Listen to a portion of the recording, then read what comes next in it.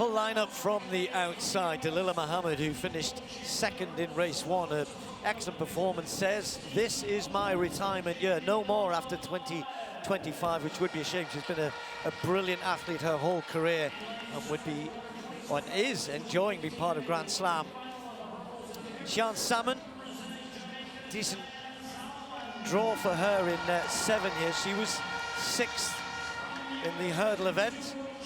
Just need to judge this right, the athletes. I think Sydney will certainly be able to do that. Sydney McLaughlin-Levrone, done this so many times.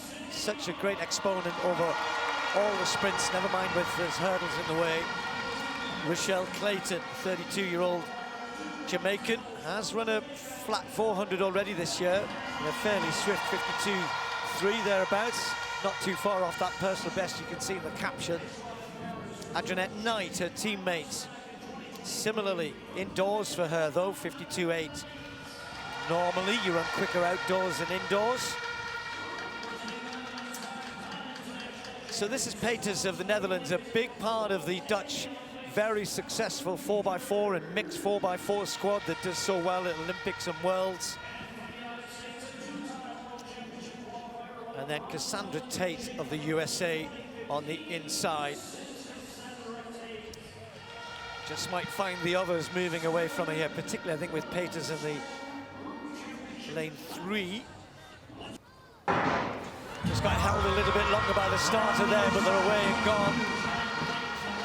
McLaughlin-Levrone already making ground, and we've just had a pull-up from Rochelle Clayton, who's pulled up in the first 100 meters, maybe trying to hang on to the American, who knows. Going very quickly, Cassandra Tate, right on the inside, has started exceptionally quickly through the first 200 meters. But it's McLaughlin-Levrone out in lane 6, smoothly making her way around the top bend. Cassandra Tate, right on the inside, has run an excellent first 300, but is she going to pay for that as they come into the wind in the home straight? Sydney out on her own as we expected it to be, then it's going to be a real scrap for the minor places behind her. Tate is just starting to tread water in the home straight there, but it's Sydney McLaughlin-Levrone who's going to come through to make it 2 wins in the women's long hurdles. It's 50.32. Knight just took second place. It was tough out there. The wind was never going to make that easy, but the victory was never really in doubt. It was just a case of how quick and by how far. Well, the answer was almost 2 seconds, which in the 400 meters is a long, long way. It has to be said, though, that Knight has run her season's best, and Dalilah Muhammad in the 52-second mark. So there's our winner. There's our slam winner, our final slam winner of the first Grand Slam track. As we said, if you're going to run that quick for 400 hurdles, of course you can run quick on the flat. Yeah, being able to run 48 seconds in the flat 4 as a 4 hurdler is unheard of. She ran 22 seconds into a headwind in the 200 last season. So speed-wise, she's not even comparable to some of these women out here. So I think she may even surprise us later on in the year and say, look, I'm going to go to the World Championships to run the 4. Or maybe the 800. I don't know about that.